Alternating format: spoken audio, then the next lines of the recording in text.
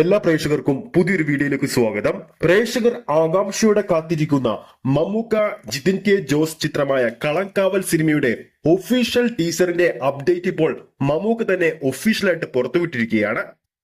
ആ ഒരു റിപ്പോർട്ടുകൾ പ്രകാരം ഈ വരുന്ന ആഗസ്റ്റ് 28-ാം തീയതിയാണല്ലോ DQവിന്റെ നിർമ്മാണ കമ്പനി നിർമ്മിച്ചിരിക്കുന്ന മലയാളത്തിലെ ആദ്യത്തെ സൂപ്പർ ഹീറോ യൂണിവേഴ്സ് ചിത്രമായ ലോക ചാപ്റ്റർ 1 ചന്ദ്ര റിലീസിനെത്തുന്നത്.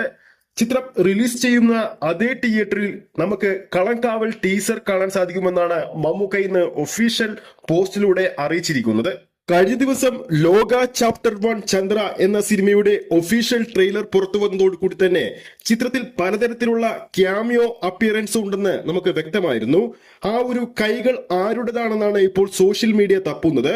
ഇനി മമ്മൂക്കയുടേതാണോ അതോ നമ്മൾ പ്രതീക്ഷിക്കാത്ത മറ്റാരെങ്കിലുമാണോ എന്നൊക്കെ അറിയാൻ വേണ്ടി പ്രേക്ഷകർ ആകാംക്ഷയോടെ കാത്തിരിക്കുകയാണ്.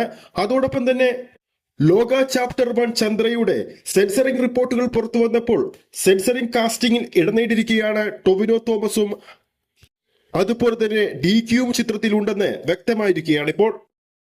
ഇനി ആ കൈകൾ മമ്മൂക്കയുടേതാണെങ്കിൽ ഈ കളങ്കാവൽ ടീസറിനൊപ്പം അതൊരു തരംഗമായി പ്രേക്ഷകർക്ക് വല്ലാത്തൊരു തിയേറ്റർ എക്സ്പീരിയൻസ് സമ്മാനിക്കുന്ന ചിത്രമായിട്ട് ലോകമാറാൻ ഒരുങ്ങുകയാണ്.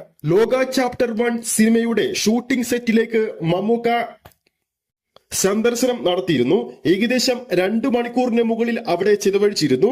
ഇതൊക്കെ നോക്കുമ്പോൾ മമ്മൂക്ക ചിത്രത്തിൽ ഉണ്ടാകാനും ചാൻസ് ഏറെയാണ്. ഇതൊക്കെ നമുക്ക് ഈ വരുന്ന ആഗസ്റ്റ് 28-ാം തീയതി അറിയാൻ സാധിക്കും.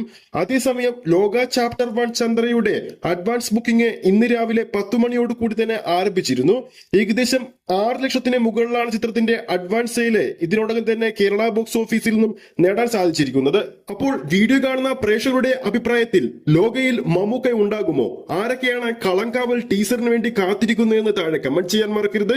ഈ ഒരു വീഡിയോ ഇഷ്ടപ്പെട്ടിട്ടുണ്ടെങ്കിൽ വീഡിയോ ലൈക്ക് ചെയ്യാനും ചാനൽ സബ്സ്ക്രൈബ് ചെയ്യുന്ന കാര്യം ഓർമ്മിപ്പിക്കുന്നു. അടുത്തൊരു അപ്ഡേറ്റുമായി നമുക്ക് വീണ്ടും കാണാം.